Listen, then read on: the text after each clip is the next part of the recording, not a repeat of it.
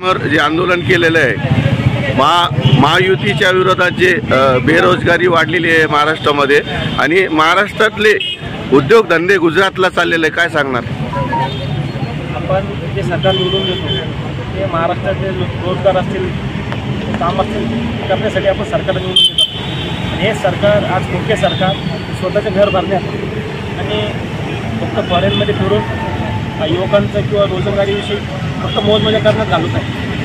त्याला महाराष्ट्रातल्या युवकांशी रोजगारांशी काही घेणं देणं नाही राहिलेले आणि त्यामुळं या सरकारच्या विरोधात आम्ही आंदोलन केले। ज्या प्रकारे आज निकाल जम्मू काश्मीरमध्ये हरियाणामध्ये दिसत आहे, कुठतरी भारतीय जनता पार्टीची पिछाड दिसत आहे आणि तुमचे पक्ष आघाडीवर दिसत आहे, काय सांगू? आता यापुढे लोकसभेत तुम्ही बघितलं, विधानसभेला पण आता जम्मू काश्मीर हरियाणाचं बोलते की काँग्रेस बहुमताने आली आणि येणाऱ्या काळात विधानसभेत सुद्धा महाआघाडीची आपलं महाराष्ट्र निवडून येणार। कारण महाराष्ट्रामध्ये बेरोजगारी वाढलेली आहे, प्रत्येक कंपन्यासमोर हजारो युवक जे उभे असतात त्यांना रोजगार नाही, काय सांगणार?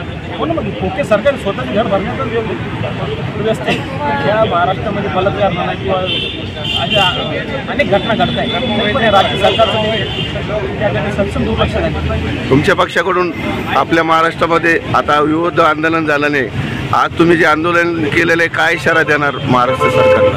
हे आंदोलन शहरापुरतं नसतं, राज्यव्यापी आंदोलन आहे। स्वतः महबूब पुण्यामध्ये आंदोलन करत आहे। या आंदोलनातून आम्ही सुशिक्षित बेरोजगार जे त्यांचा आम्ही लढाई करतो। पुढची लढाई कशी लढणार तुम्ही या संदर्भामध्ये?